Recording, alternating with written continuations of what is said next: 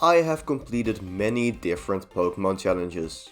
Nuzlocks, pacifist runs, other challenges that are not relevant for this intro but that you should totally check out after this video. So now, let's combine them. I tried to beat a hardcore Nuzlocke of Pokemon HeartGold without using attacking moves. Here's how it went.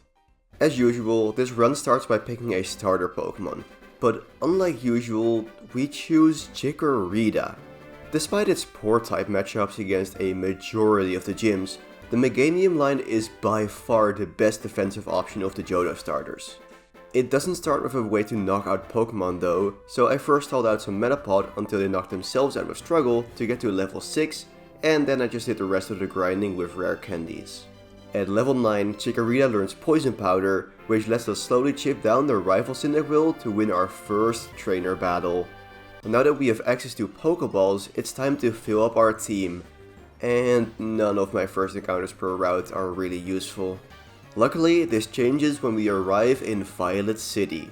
I can catch a Ghastly in Sprout Tower, which is great because of its immunities and its utility moves, but the main addition to the team is Slugma. All the grass poison Bellsprout and Sprout Tower can't be poisoned by Poison Powder, but they can be burned by Slugma's Flame Body.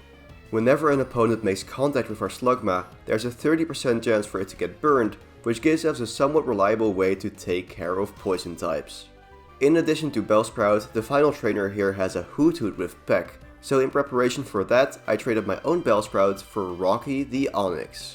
After Hoothoot gets burned by Flame Body, Onix completely walls it, and it will continue to do so against many more trainers. One of these other victims is Falkner, the flying type gym leader.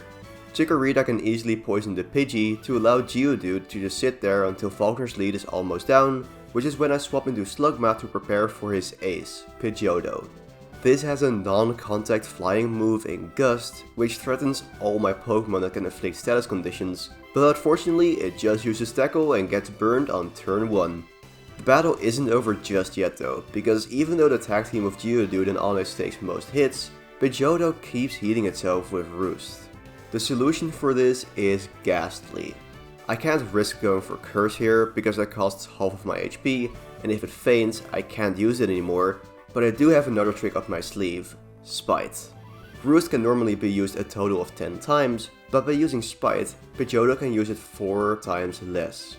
My rock ground type still ended up at low HP while stalling out the remaining turns of the fight, but Butterfree could take 1 Gust to allow for 1 final tick of burn damage, getting us the first badge. We now also get another useful egg, which after traveling a bit and catching a Hoppip, hatches into Togepi. Both of these additions will be invaluable throughout the run, but for now we focus on Togepi since it immediately evolved into Togetic. There are some surprisingly scary Ekans in Slowpoke Well with Wrap and Bite, but Togetic's combination of Yawn to put them to sleep and Charm to lower their attack allows Ghastly to then somewhat safely use Curse, sacrificing half of its HP to deal a quarter of Ekans' HP at the end of every turn. It took longer than I'd like to admit, but I eventually cleared out Team Rocket from the Slowpoke Well, so it was then time to take on the second gym leader, Bugsy. The battle started simple with Butterfree poisoning his ace Scyther, but then it turned into chaos. I'll spare you all the details of this almost 20 minutes long fight, but here's a summary. Scyther was annoying with U-turn to switch out, Metapod was annoying with Shedskin to randomly heal its poison, and Kakuna was annoying with its poison typing and no contact moves to trigger Flame Body. I just kept spamming Poison Powder with Butterfree against Shedskin Metapod, then used Ghastly's Spite to make Kakuna struggle itself to death, and finally threw my entire team at Scyther until it went down and we got our second badge. The last battle around Azalea Town is against my rival, but the only noteworthy thing about this fight is that I evolved Bayleaf beforehand, and since none of the next couple encounters are interesting either, it's already time to take on Whitney, the normal type gym leader. The Elite Clefairy just throws random bullshit at me with Metronome, but Bayleaf already has a phenomenal moveset at this point, with Reflect to half physical damage and Synthesis to heal itself, so that was no issue at all. Next and last is the infamous Miltank, but after a single growl I can safely bring Ghastly in on a stomp, which hits because Miltank's scrappy ability lets it ignore ghost types immunities. That makes it so using Curse with Ghastly isn't safe anymore, so after using Yawn with Togetic, I decide to go for Flame Body and bring Slugma in on another Stomp, which crits, and that's the first death of the Nuzlocke. Sure, I still managed to cleanly take care of Miltank by using Bayleaf's Poison Powder and Onyx's Bulk, but it honestly just makes it sting even more. That just means that Slugma did not have to die there, and not having a Flame Body Pokemon anymore will make many upcoming fights a lot harder. On the bright side, now that I had beaten Whitney, I could get a lot of new encounters. The first 3 were all poison types that can learn Toxic Spikes later on, and the following 2 Pokemon are both bulky normal types with great healing, Tauros and Miltank. Wait, that's not Miltank, that's a dupe. Why is this? I lost Butterfree to a wild Raticate. It hurts, but not as much as Slugma, since I at least have Pokemon that fulfill the same role as Butterfree. And I now have a Miltank with Milk Drink. There were even more encounters, but no further interesting ones, so let's now actually talk about a rival fight. I led off with Toxic Spikes for later with my newly evolved Beedrill, and then just started switching around against Ghastly. Instead of using Curse to take it down, I let it use Curse to take itself down. There is normally the risk of Mean Luke trapping me in, but I repeated the bug catching contest 6 times without catching anything to get 6 Shed Shells. This health item makes it so it can't be trapped, so Ghastly wasn't an issue. Magnemite is next, and it only has electric and normal type moves, so I could constantly switch between my ground type Onyx and my ghost type Ghastly to be immune to all of its moves and eventually force it to struggle. Once it went down, Quilava got sent out on the Toxic Spikes, so the Poison Fire type is powerless against my Miltank Miltank, and last is Zubat. This would have easily been taken care of by Flame Body, but now we need another approach to take down poison types, and that is Sandstorm. This new addition to Onyx's moveset sets up Sandstorm for 5 turns, which deals some chip damage to non-rock, ground or steel types at the end of every turn. This eventually cleans up Zubat and wins us a fight which is honestly one of my favorite of this run. It just showcases a lot of different strategies that make this challenge interesting to me. However, the battle against the ghost type gym leader Morty is very straightforward and boring, but I don't mind one of those every now and then. His ghost types can only hit my normal types if they attack or if they are asleep, and I can easily play around that by just not attacking, which is already the entire point of this challenge, and by pre-paralyzing some of my team members. The only remaining threat is Curse combined with Mean Luke, but since all my Pokemon are once again equipped with Shed Shells, this was no issue either, so after a short and easy gym battle, we were halfway through the gym challenge. The next gym isn't as simple to beat, so let's get some upgrades. The main improvement is Hoppip, which not only fully evolves into Jumpluff, but it also has an insane moveset. We see the familiar Poison Powder, but it also has a Leech Seed to chip down any non-grass types, and also heal my own Pokemon in the process. It also has Sleep Powder to allow for more Leech Seed turns, and Synthesis to heal up instantly. Besides evolving Jumpluff, I notably also evolved Ghastly into Haunter, and I caught a Mantine. With those upgrades, let's take on Chuck. His lead Primeape can only hit my Haunter with Rock Slide, so after switching around a bit and using Spite once, its only attacking move left is Focus Punch. Jumpluff could now also safely come in to set up a Leech Seed, letting Haunter just sit there while Primeape's HP got drained until it went down. Poliwrath only had Surf to hit my Ghost type, so I brought Jumpluff in on a resisted attack, and then used Leech Seed for a second time, while even a critical Body Slam couldn't knock us out. With that, this battle is already won.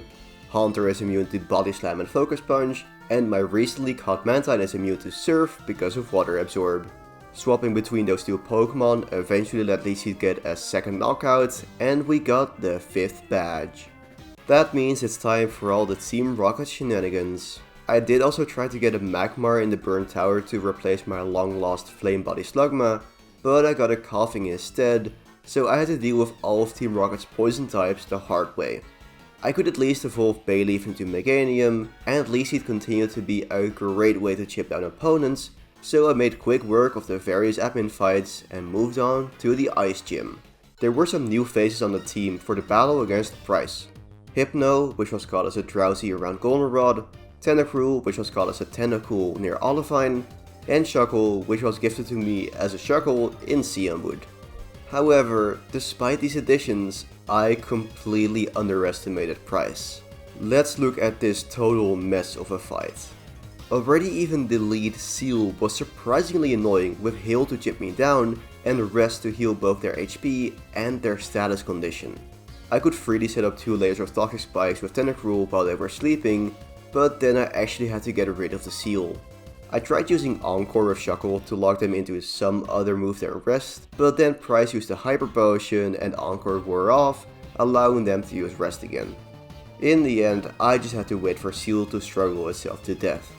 Next up is Piloswine, and although it gets badly poisoned because of Toxic Spikes, it still deals a lot of damage, which I had to tank for 7 turns. Miltank's Milk Drink healed basically the same HP as Blizzard dealt in damage, so I just had to not get crit or frozen. Miltank did get frozen, but on the exact same turn that Piloswine went down, so we're fine. Well, fine for now, because Dewgong was last, which is a scarier version of Seal that can actually deal damage. I once again tried using Encore to prevent Rest, but just like last time, Price used a healing item. Even worse, this time he used a full restore to heal the poison as well. Hypno could use Poison Gas to poison Dewgong again, but Shuckle got crit by Aurora Beam on the switch and it only had 1 Encore left. I could use Rest here myself, but I decided to pull the trigger and use my final Encore. Dewgong went for Aurora Beam, which crit again, but Shuckle hung on with 5 HP to lock Dewgong into their attack. Encore luckily stayed active for long enough, so Dewgong went down to the poison damage and we won this incredibly messy gym battle. Let's balance this out again with an easier gym battle against Jasmine and her steel types. Even though they are immune to both poison and sandstorm, I have Leech Seed Jump Love, and that's all I need. I don't want to get status myself though, so I started the fight by using Substitute, which I got from playing Voltor Flip, and then I started bullying the lead Magnemite with Sleep Powder and Leech Seed until they went down. I was a bit more worried about Steelix because Iron Tail can destroy my Substitute in 1 hit, but it can also miss, so I made quick work of Jasmine's ace as well. Only the second Magnemite remained, and after giving some other team members some screen time as well, we got our 7th badge. That left only 1 gym to go, but first there was even more Team Rocket shenanigans. Petrol was waiting for me at the top of Radio Tower, but this fight was a breeze with the new combo of Curse and Wish.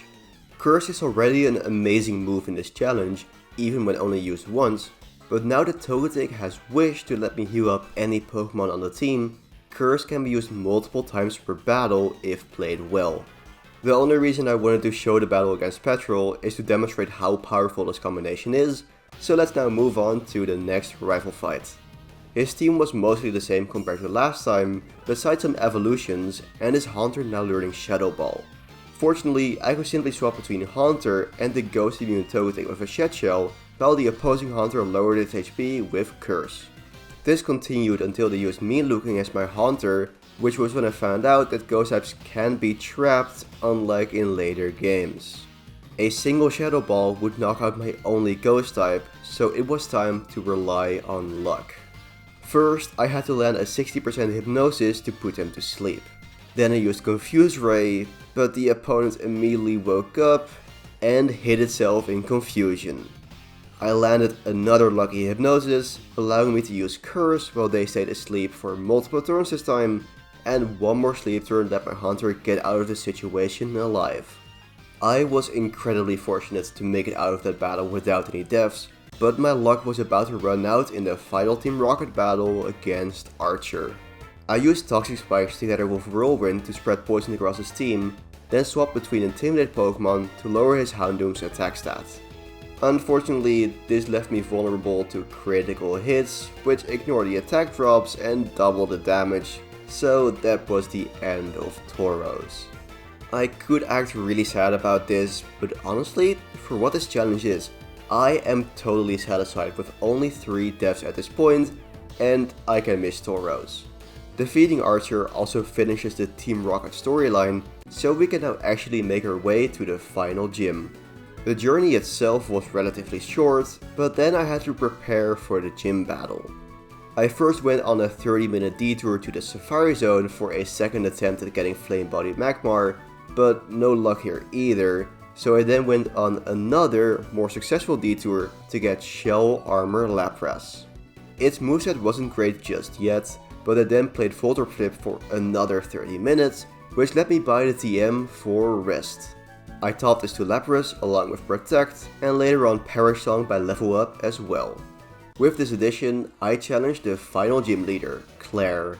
The lead Gyarados was yet another victim to Jump plus Leech Seed Sleep Powder combination, which then also allowed Tentacruel to set up 2 layers of Toxic Spikes.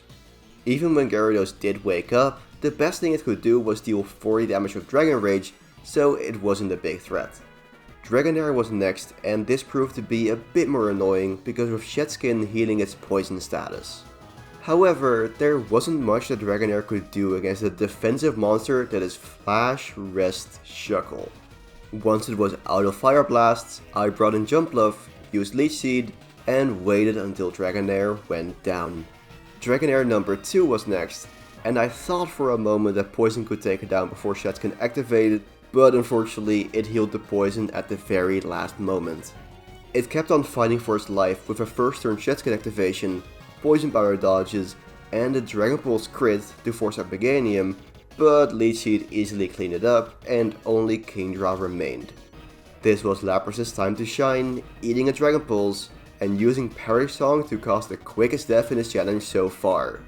Okay, the quickest death besides those of my Pokemon, but either way, Kingdra went down and the 8th gym was defeated. This gets us close to the Pokemon League, but we're not quite there yet. I first had to actually get the 8th badge, and then I had to beat the Kimono Girls, which allowed me to meet and beat the legendary bird. All that remained now is making our way to and through Victory Road, with the only real threat here being one final rival fight. Shuckle absolutely carried throughout this battle, but I failed to set up Toxic Spikes before Typhlosion got sent out, and this let them start wreaking havoc. I used Rain Dance with Gyarados, this wasn't encountered somewhere, I'm too lazy to look it up, to weaken fire moves for a bit, allowing Meganium to set up Light Screen to further reduce the damage from Lava Plume, so I could then use Poison Powder and later on use Rest with Shuckle. However, Typhlosion was now below a third of its HP, which lets its ability Blaze boost Lava Plume. Instead of risking Shuckle, I decided to pivot through Gyarados into Fearow as a sacrificial lamb. Swift plus Lava Plume knocked out the normal flying type, but this also brought the poison exactly enough time to finish off Typhlosion. Shuckle continued to carry in the remainder of this battle, so with that done, it was time to challenge the Pokemon League. First up is Will and his Psychic types. The first Xatu has me first, which can only copy attacking moves, so by using Encore, I locked Xatu into a useless move. This let me set up Toxic Spikes, and at this point, the battle was basically already won. None of Will's Pokemon provide a lot of offensive pressure, so Flash, Rest, Shuckle can easily cripple and then wall his team. I tried speeding up this fight with Sandstorm for my newly evolved Steelix, but in the end, Will's final Pokemon just went down to struggle. That brings us to Koga, and I lead with another recent evolution, Gengar. Koga basically has no good moves to damage my Poison Ghost type, besides Psychic from Venomoth and maybe Wing Attack from Crobat, so it was time to spam Curse. With support from Wish to heal my Gengar, and Flash and Yawn to make the opponents less likely to hit Gengar, I managed to curse every single one of Koga's Pokemon. One by one, they dropped to their relentless chip damage, giving me an easy win against a second Elite Four member. Bruno is next, and we're back to using Toxic Spikes. Hitmontop's best move against Tentacruel is the 2-turn Dig, so I can just safely alternate Toxic Spikes and Protect. None of the Hitmons caused any problems, and Onyx definitely isn't an issue either with its 45 attack stat, so that just leaves Machamp, the only real threat on this team. It at least doesn't have guts to benefit from Toxic Spikes, but Nogar does make Cross Chop always hit, and here it also crit me for a near one-shot. I didn't want to bring Gengar in on a potential rock slide, so instead I switched to Tentacruel, taking over half of its HP from another critical hit. However, this still got me what I needed, because I could now pivot through Steelix into Gengar to use Curse, and although Bruno used a full restore on Machamp, Curse can't be healed. After some more pivoting, Machamp falls, and there's only 2 battles left. The penultimate battle of this run is against the Dark-type specialist Karen. The lead Umbreon is annoying, but it does also allow Toxic Spikes to be set up once again, and I can wall it with Sandstorm, Rest Steelix until it runs out of moves and faces Struggle Recoil. Houndoom comes out next, which is arguably the scariest Pokemon in the game because of nasty plot. Setup moves are always threatening in pacifist challenges, but especially if they boost special attack, because I can't easily counteract that. However, I am positively surprised to see Houndoom use Crunch against Shuckle while I go for Encore. I first use Rest with Shuckle to prepare for the next Pokemon, then simply used my physically defensive Steel type to take the forced crunches until Houndoom fell to the poison damage. All the remaining Pokemon aren't affected by Toxic Spikes, but the biggest threat is already taken care of. The opposing Gengar has a horrible moveset, so I can easily position my own Gengar to take it out with Curse, and next is Murkrow. My original plan was to chip them down with Sandstorm from Steelix, but since Whirlwind brought in Meganium for free, I took the opportunity to poison the flying type. Steelix could then continue to stall for a bit until Murkrow used one final Whirlwind to force in Togetic before going down to poison. Last up was Vileplume, and Gengar made quick work of it as well, so that is the final Elite Four member down. All that remains now is the champion battle against Lance. His Dragon types are very threatening offensively, but luckily his first 3 Pokemon are not Dragon types. The lead Gyarados did manage to freeze Meganium, but Tentacruel could just use Barrier and Rest to wall the Water type. Once Gyarados could only use Flail, Togetic came in to debuff the opponent, allowing Meganium to come back in and thaw out before Steelix took their final struggles. Next up was Charizard, which couldn't do much against Flash, Rest, Shuckle, so after Meganium landed a Poison Powder, they swiftly went down, and the following Aerodactyl was powerless against Steelix, so it eventually knocked itself out with Struggle. So now it was actually time to deal with Lance's Dragon types. Specifically his Dragon Knights, since the remaining half of this team is just 3 Dragon Knights. But as I said, they are scary. The first to be sent out is the Ace Dragon Knight with Fire Blast, so I swapped into Tentacruel, but then I had to swap back into Steelix to tank the Outrage. I used Protect in order to end the Outrage, then started repeating the cycle, only to find out that I was once again thinking of later gen mechanics, so Outrage continued and knocked out my Tentacruel. With one Pokemon down and no real counters to both Outrage and Fire Blast, I decided to risk another Pokemon, Gengar. By using Curse, I guaranteed that Dragonite would go down within a couple turns, but Dragonite could also finish off Gengar if they hit through the confusion from Outrage, which they did. That meant that arguably the MVP of this challenge went down, and I still had to beat 3 Dragonites with 4 of my own Pokemon that can't attack. Doing so would require using even more risks. I brought in Steelix and banked on either Dragonite hitting itself in confusion, Fire Blast missing, or Steelix just tanking the Fire Blast, and luckily we see the self-hit to allow Steelix to set up Sandstorm. One Protect later and all the chip damage made it so Lance used a full restore while I swapped to Togetic. This baited Outrage again, so Steelix could come in to eat a couple more hits and then use Rest to heal once more, while Curse and Sandstorm almost took down Dragonite.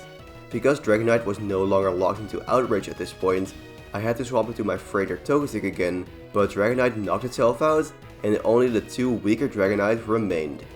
These have Dragon Rush instead of Outrage, so Togetic could barely live a hit and land Yawn. Dragon Rush also has poor accuracy, so my plan was to swap into Shuckle to make that even worse with Flash. I still ended up in a tough spot, because despite Yawn, Dragonite woke up early, landed a Thunder Wave, and then landed a Dragon Rush despite 2 accuracy drops. However, this was where my luck turned around and Dragon Rush started missing. Shuckle could heal back up with Rest, and soon enough, Dragonite was fully crippled. Meganium came in to use poison powder, and despite another full restore, they inevitably went down, leaving just one final Dragon Knight. At this point, there was only one thing I had to do: survive. Shuckle used its remaining 4 flashes while eating Dragon Rush like a soon-to-be champ, and then I just switched between Steelix and Shuckle while Dragon Knight slowly but surely ran out of its moves. Once it could only use Thunder Wave, I brought Meganium back in and used Poison Powder one final time. Even though everyone disregards it and calls it the worst Johto starter, Meganium could just comfortably sit there until Lance used another full restore.